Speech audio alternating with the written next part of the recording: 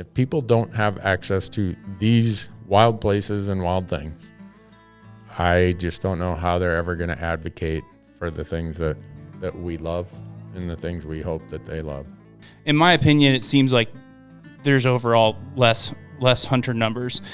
It's not great for creating advocates. If you talk to people who really dig into that, today's data might actually be overstating hunter numbers, because I see. Yeah. I get counted 6 or 7 times. Likewise, yeah. And I kind of almost hate to say it because, like, I try to get away from social media a lot of times, but at the end of the day, that's like where I'm learning the most, I think. I put zero faith in what I see on social media. Sure. Because I know how easily messaging can be manipulated or misinformation can be distributed as quickly as good information. So if you don't have habitat, you're not going to have wildlife. And to me, this is a very simple concept, but I don't think everyone fully understands this.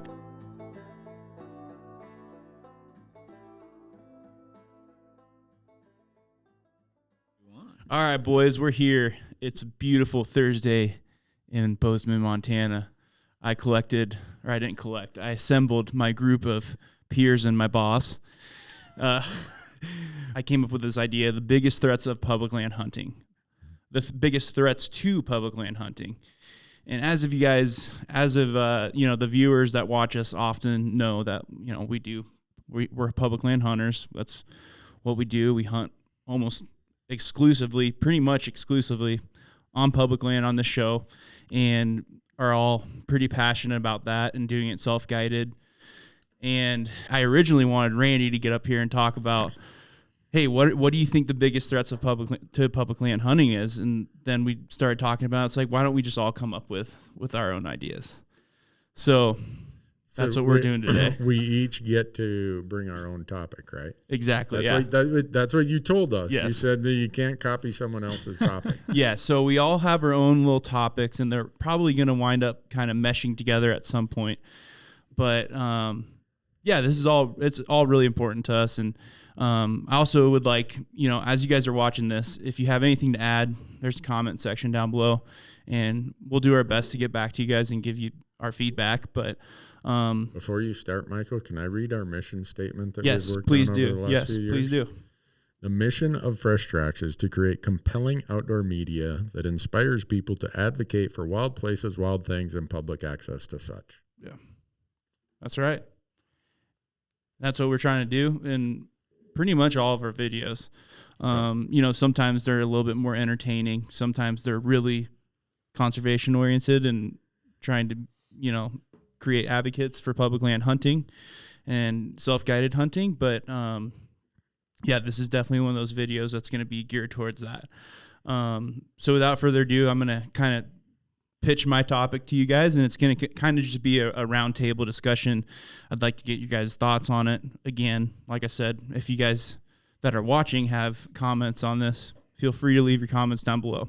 So, so my topic, I originally wanted it to be the decline of hunter numbers.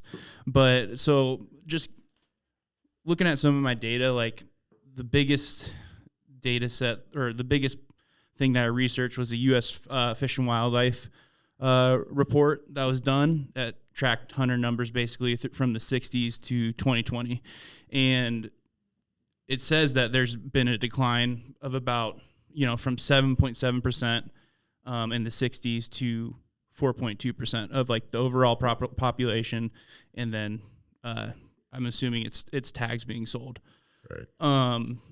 Now the way there's a lot of people that argue that we don't have the data from 2020 to 2024, and obviously there's a thing called coronavirus that happened, and we all definitely saw a lot more people in the woods.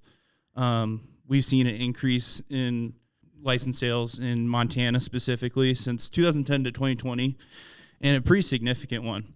And I think that regardless, and this is where like my wheels started turning, and I kind of changed what I was thinking. Is like less hunters mean less advocates, and whether you think like, okay, there's an increase or there's a decrease, we definitely need to be better advocates, and we need more of them, because we've been seeing over the past couple of years bad ballot box biology happening in Colorado. We just saw one today that was sent in our group chat about one in Oregon.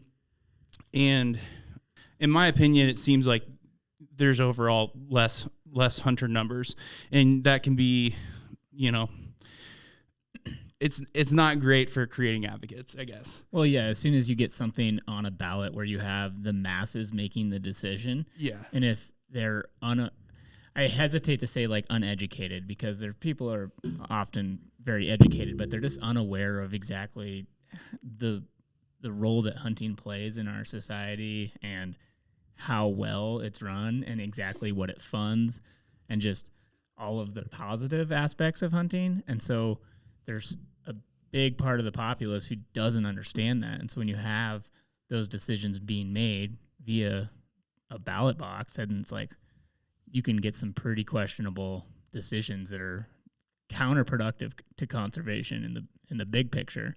Yeah. And they just don't realize it, I think. And again, in some of my research, like the top states that, like by population, like the percentage of people who hunt were like Montana, North Dakota, South Dakota, Wyoming was up there, and it's still like 1/5 of the population. So like when you get something going to the ballot box, like I feel that hunters they do understand like wildlife management, and wolves, like we'll talk about the wolf thing in Colorado, like yeah, they're cool and stuff, but like there's an implication of putting that wolf on the landscape, and then when you're voting against a bunch of people who live in a city and see them as a warm and cuddly and well, that just gives them another excuse to go down to the local refuge, see some wild animals. That's the biggest thing, is like we need more advocates. Like I also was thinking like, less hunter numbers means less money that goes to the state agencies. That, the less money they have, they don't have funds to create access or,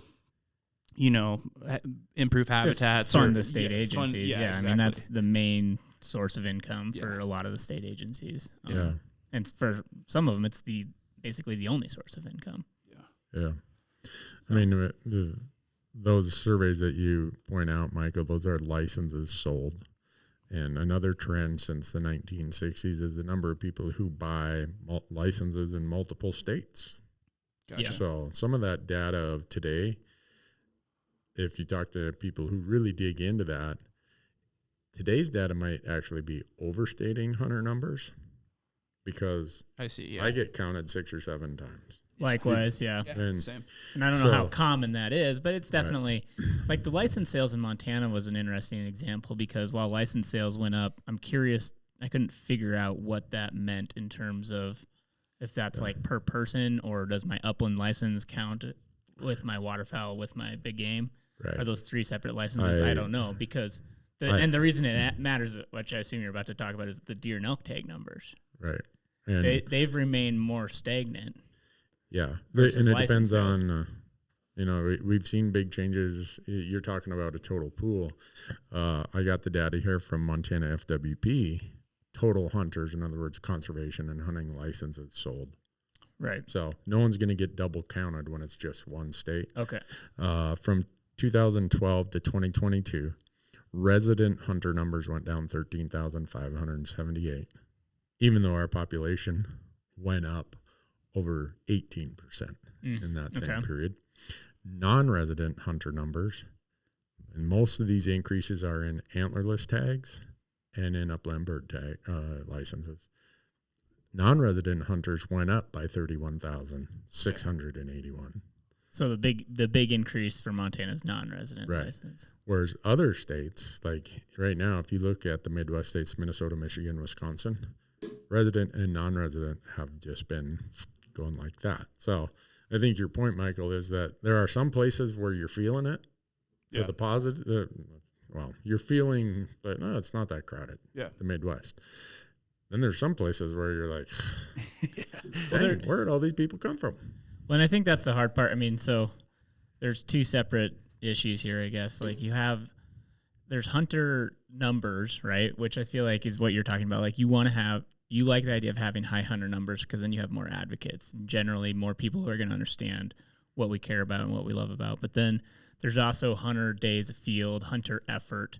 Like I think there's probably a good chance that hunter effort has gone up significantly, at least in Western U.S. And especially when you add those non-residents, a lot of those guys, when they come, they want to come and put a lot of effort in. They're going to stay for 7 days, 10 days, who knows how long, 2 weeks, because they want to make sure that they have a good chance of killing something versus, a lot of resident hunters. I mean, I know probably the majority of the people that I knew growing up that hunted in Montana, they went out like maybe 2 weekends a year. Like that was kind of classic. Yeah. You'd go out 2 weekends, hopefully get a deer and maybe get an elk. And all of them had deer and elk tags every year, but the number of days they spent in the field was significantly less.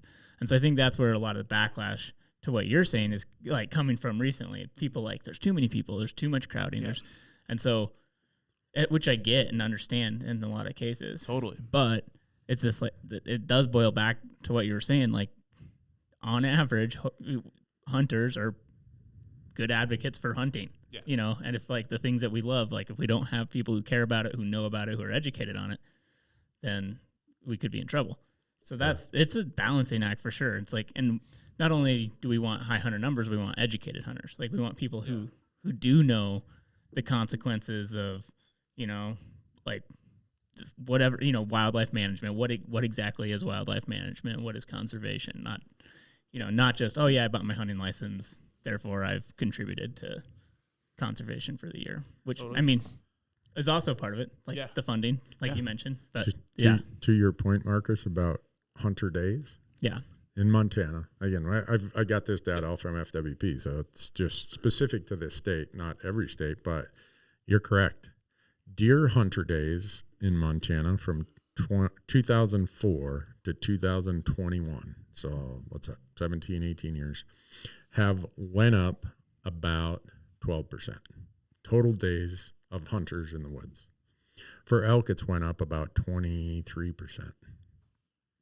So we are seeing more hunter days. Yeah. So even if hunters stayed the same, the number of days they're out there is more. Right.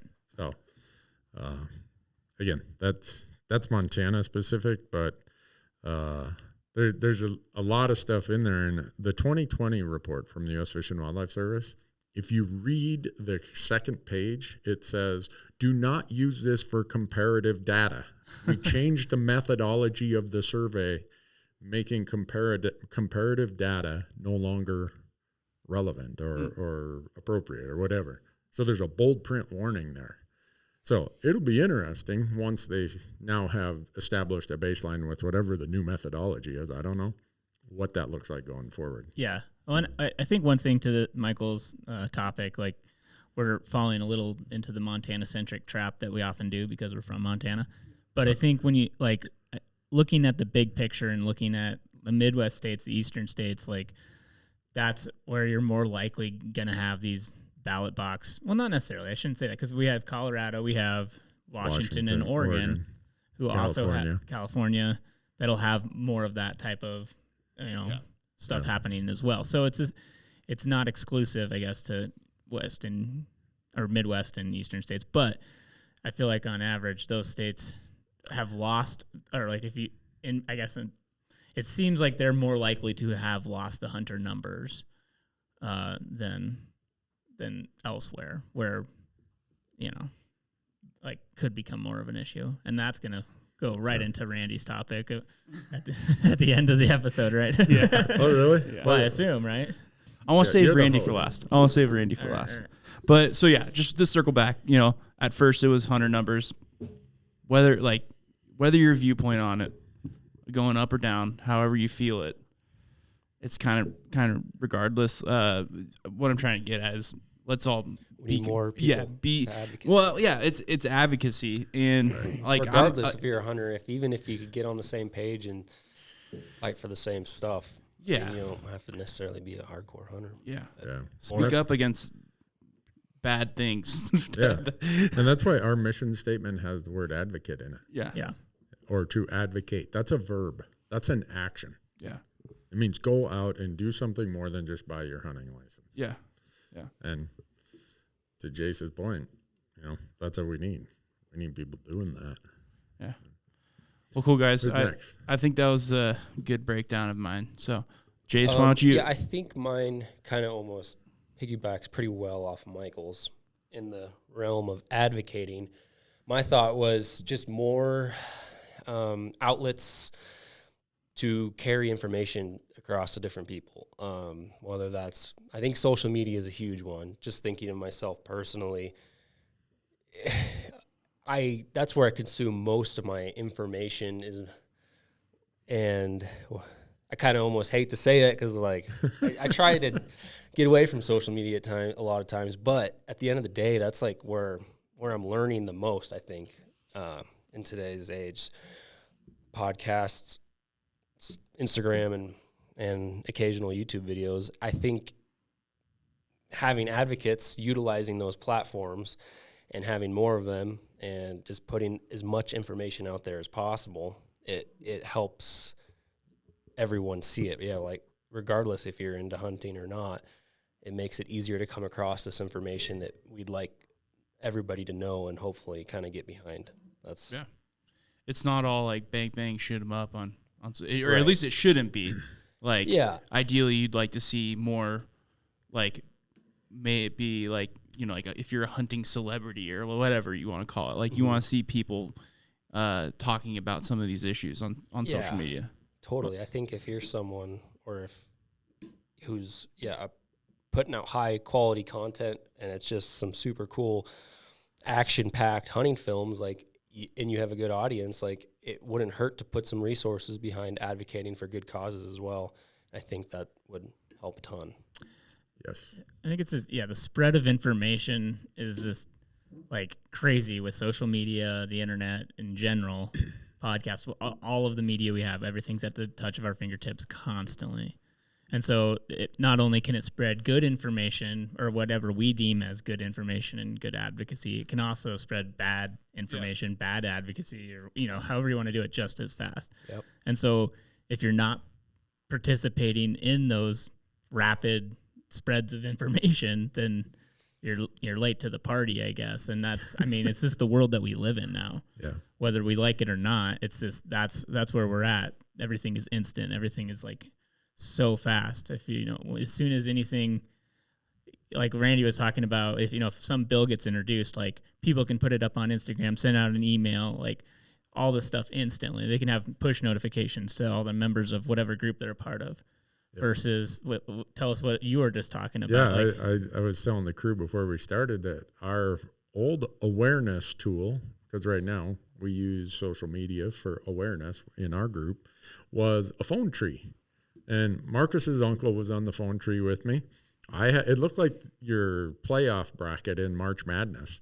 Okay, I had to call 4 people. Each of them had to call 4 people. Each of them called 4 people. That's what it was in 1998 even. Yeah.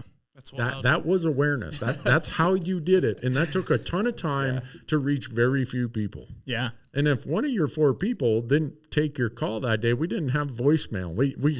It was like, you ring them up. Yeah. And the kid answers, "Hey, Jack, can you tell your dad that there's a bill in Helena tomorrow? Have him call me if he has any questions. And make sure he calls the people on his phone tree." You guys laugh. No, that's what advocacy was. Yeah, for sure. And awareness. But so, what do you like? Where do you find your most information from? Like, is there like a certain like news outlet or? And this is probably generational, but I put zero faith in what I see on social media. Sure. Because I know how easily messaging can be manipulated or misinformation can be distributed as quickly as good information. So I might get some out of there. Mostly I subscribe to a lot of services. And I know a lot of people are like, "What? You subscribe to news services?" Yeah, because I value information enough that I'll pay for what I think is good information. I subscribe to a ton of outdoor type wires. Every group I'm a life member of, I sign up for their emails, and you guys see me in here in the morning probably wondering, is he just here drinking his coffee? No, I'm scrolling through probably a half hour of emails every morning to stay informed and be aware. So, yeah. But it's all part of, I mean, it's kind of, you say you don't trust social media, but I mean, in a way, like email sharing and stuff is social media. right, And like, it is. you know, those groups, whatever it might be, Rocky Mountain Elk Foundation, for example, like they're going to put out an email about something, but at the same time, they post that on Instagram right. and they post that on Facebook. Right. And so they're sharing that in multiple places very rapidly. Yeah. And I think that's kind of what I feel like the point. Yeah. And I feel like there's only probably so much you can get across on social media. So if like a bill pops up on my feed, it gets it on the radar, and then I can go, okay, this seems concerning. Let me look into this. And then you can get to those deeper levels of getting in there and figuring things out. And that's why here on our messaging funnel, the wide top part of the funnel, which is always awareness, social media plays a big role in that. But then you get down in there, okay, how do we get them to consider what we're talking about? How do we get them to take action? That gets us deeper down in the funnel, and it's the things you're talking about, Jace. We got to produce a video about it, a podcast about it, or whatever, because now they're aware. All right, what do we do? Cool. So awareness would be your topic, I'd say. Awareness of... Yeah, awareness, just as many outlets as there can be that people can stumble into this information. Sure. And I think technology obviously is a big role in that today. But You don't want to be on the phone tree, Jace? sounds like a lot of work. It was. All right, Marcus, your turn. All right. So for mine, what I consider one of the biggest threats to public land hunting would be habitat loss or habitat degradation. I never know how to pronounce that word. Degradation. Degrading. Degradation. Degrading. Anyway, yeah, basically, if you don't have habitat, you're not going to have wildlife. And to me, this is a very simple concept, but I don't think everyone fully understands this, because we have people like in Wyoming, for example, who want to just throw more sage grouse out on the ground without there being any habitat for them to live in. Going, like, it doesn't work that way. You don't like, you can't just throw a bunch of sage grouse in a wheat field and expect them to survive. But I guess with a ringneck pheasant you can, and so that's probably where they get that idea. But for a lot of native wildlife species, it just doesn't work. So if you don't have habitat, you're not going to have wildlife, and if you don't have good habitat, you're going to have less wildlife. So it's kind of depressing if you look at some of the habitat loss. I mean, we have development, just like housing development, oil and gas, solar and wind, all of the energy development, all of the housing. It comes from every direction. And every time you build something, that's just a little bit less habitat, and it just chips away. You put roads in, you put in fences, all of that is fragmenting and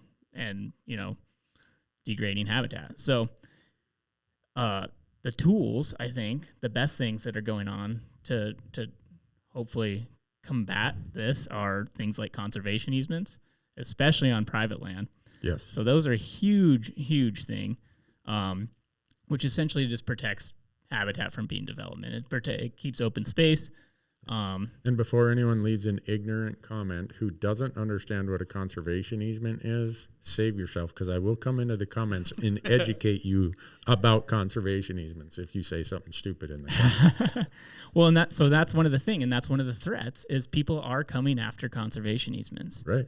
And because of whatever reason, I guess there are examples of them being abused. Very small. And so, but largely it's been just a very successful tool. Yes. That is a willing, basically a willing landowner cooperating with a lot of times an NGO or a state agency or whoever to say, like, I want to conserve this land. And then party A pays party B to do that. Right. And most of them are in perpetuity. So it's forever, which again, in my opinion, is awesome. Yeah. And so anyway, there are attacks on conservation easements. People want to change them, do away with them, and which just kind of blows my mind, because it's, like we said, it's two willing parties that are making an agreement to conserve open space and habitat. Yeah. So anyway. So why, I guess I'm curious as to, like, who would be against that and why?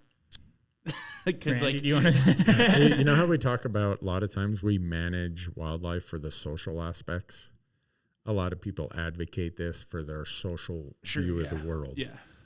It you know, and most of them are quote unquote private property advocates. As long as you like to use private property the way I do, yeah, I'm an advocate for you. But if you don't, if you want to use your property rights for that wildlife, oh man, you're bad. They're a bunch of hypocrites, bunch of blowhards. Huh. Okay. Yeah. Sorry, we've distracted there. I don't know why you would dislike that, but Yeah. So that's just one aspect of it too. I think other things that I think could be helpful to helping prevent habitat loss are recognizing red flags on public lands. Like, so we have the Bureau of Land Management, the Forest Service, Fish and Wildlife Service. We have all these agencies and state agencies also that manage public lands. And when there's often public process whenever something's about to happen. So energy development's a big one. And it's not just oil and gas and, anymore. It's the whole green energy push. There's 22 million acres that the BLM just said that they are okaying for solar development. And when they put in solar panels, it's not habitat degradation. It's habitat destruction. It's gone. There's nothing left. And so that's where it's like, you might have been like against oil and gas at the time, but at least there's still some habitat in between all the roads and oil pads and infrastructure. Like, at least there's a little strip of sagebrush right there, but it's like when it's solar panels, it's gone, nothing left. And like wind turbines, also not the greatest thing in the world for habitat. And again, I get it, we need energy, so I'm not like saying we can't just have no energy development at all. Like, we need energy, whether it's green, renewable, oil, gas, whatever, we need it. But we just have to be smart about how we develop it.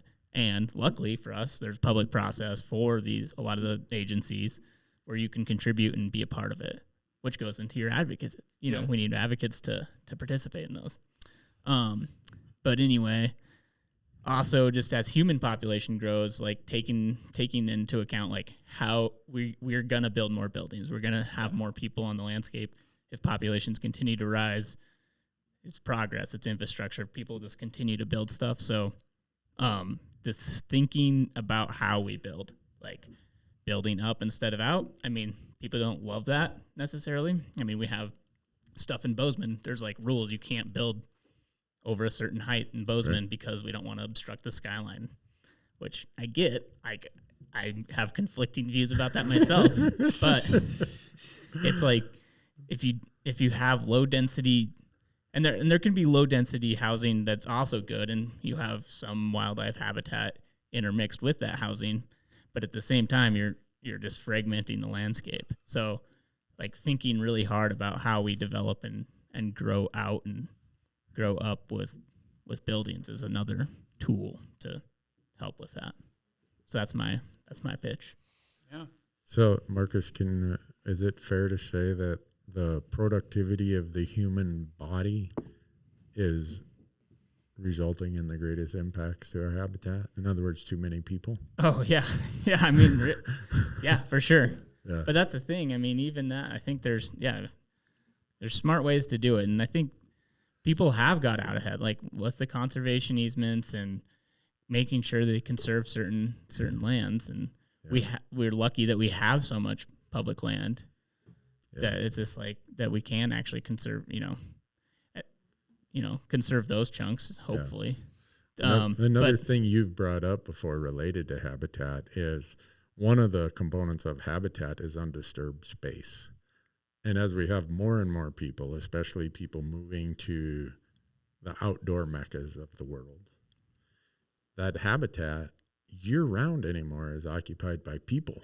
Right. And disturbing and disrupting. And you've brought up a lot of those studies from Colorado and elsewhere about this might be great habitat from a standpoint of forage or water, but if it's full of people and barking dogs and mountain bikers, yeah, exactly, it's not the kind of habitat that produces mule deer and elk. Yeah, they're going to displace those animals for sure. Yeah. And one thing I guess I should have mentioned when I brought up the conservation easements is like, yeah, that's private land, but animals don't know boundaries. They cross, like, Truth.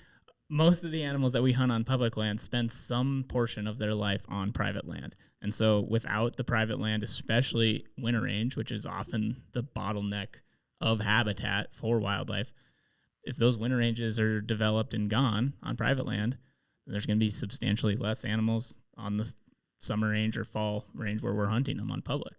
So that's why I brought up conservation easements and why private land conservation is very important to public land hunters. Yeah. Well done, Marcus. Oh, thank you. Yeah, it's huge. So now I'm the guy who's got to wrap it up. Wrap it up, Randy. Let's hear yours. I want to hear it. Well, this goes back to, I mean, this is what I've been involved in for forever. I mean, you guys have seen I don't have a bull elk mounted on the wall. I don't even have a shoulder mount of a bull elk. You have a pile of elk in your shop surrounding the entire shop. But the things I display the most proudly in this office or elsewhere are the access projects I've been a part of. And that goes back so far. It goes back over 30 years. And I just, as I got older, I realized how much public land and public access was what really allowed me to hunt and fish. Mm-hmm. And that's the same for a lot of Americans. I get that there's places where there's not much public land and you got to lease or you got to know somebody. I get that. That's not my comments aren't any reflection on that. My comment is that the last part of our mission statement, the last thing is, and public access to such. If we don't have public access, abundant public access, the greatest habitat in all the wildlife in the world will give us a warm and fuzzy that we're doing right by wildlife. But is it going to connect people if they can't go there and experience it? Are they going to advocate for it? Are they going to be aware of the issues that threaten it?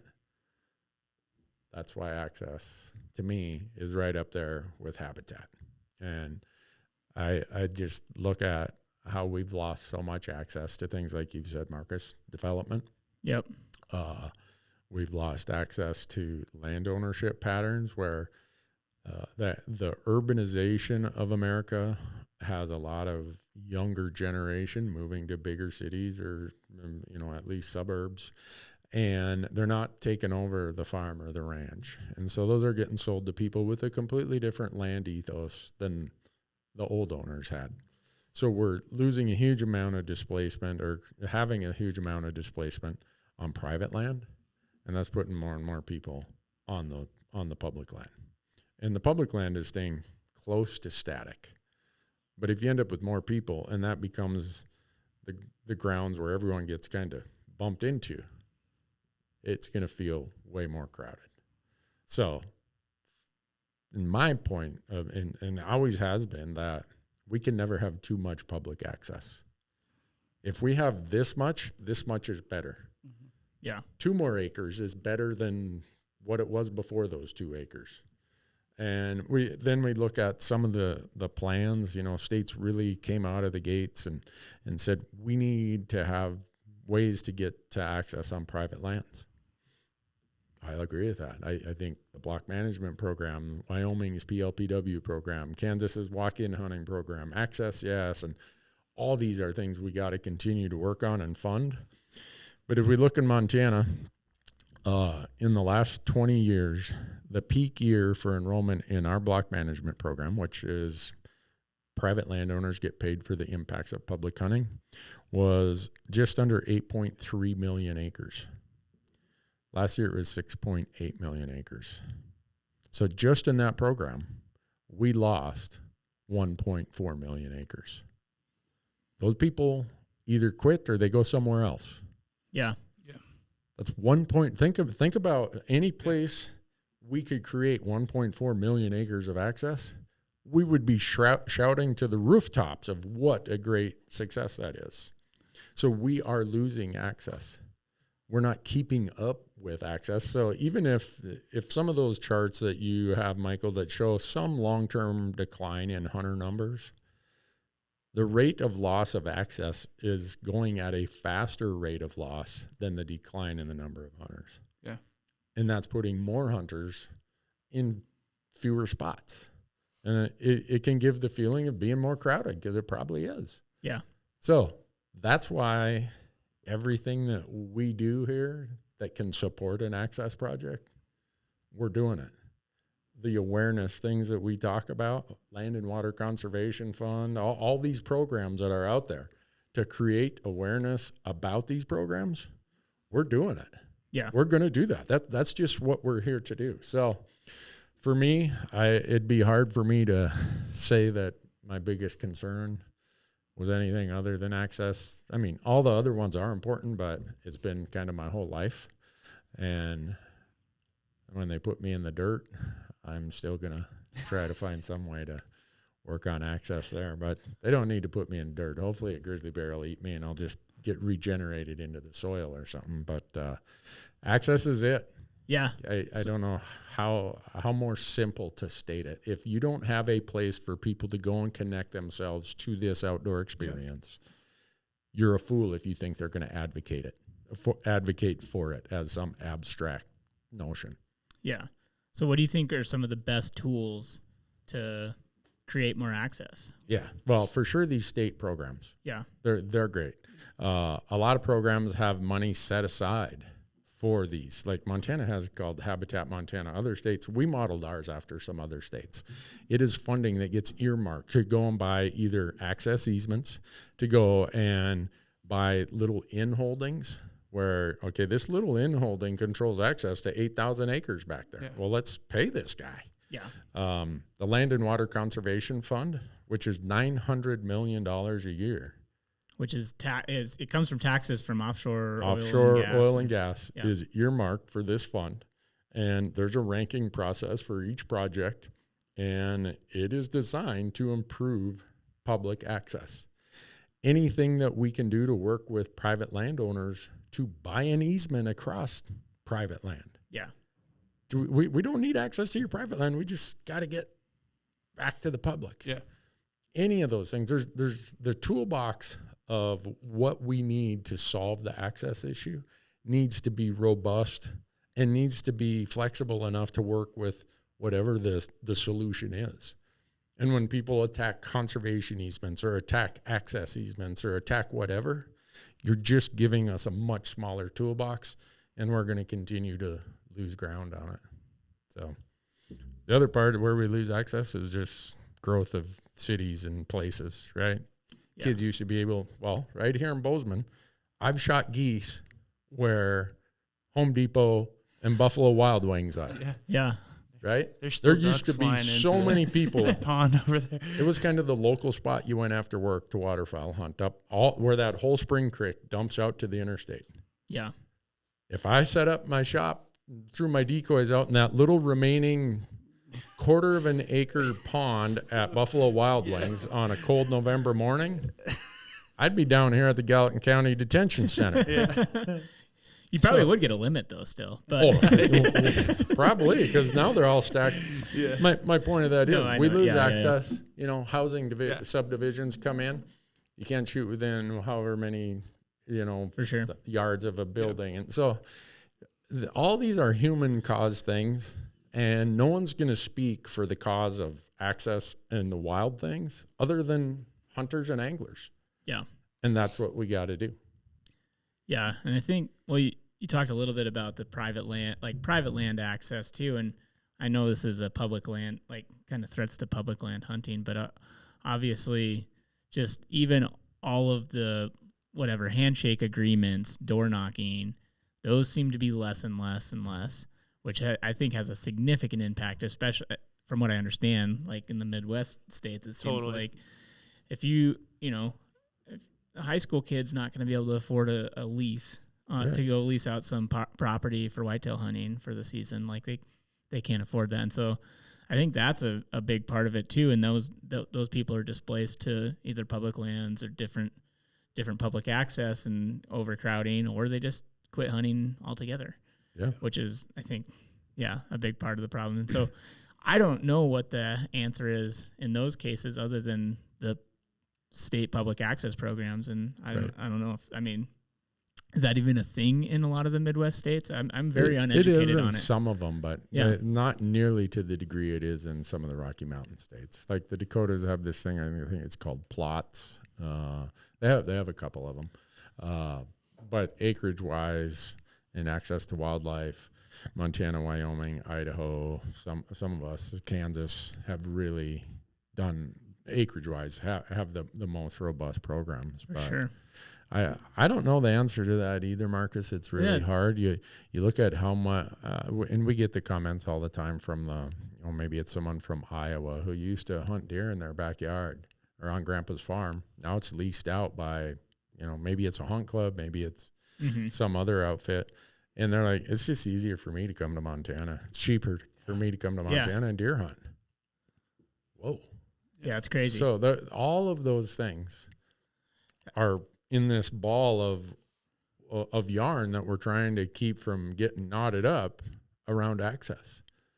But if we don't have access, if people don't have access to these wild places and wild things, I just don't know how they're ever going to advocate for the things that we love and the things we hope that they love. Yeah. Well, if you guys have anything else to add, like I said, leave them in the comments below. This is a long one, but it's a good one. It's also very important to, like what Randy said, what we do here. And we appreciate you guys watching, and we'll see you on the next one.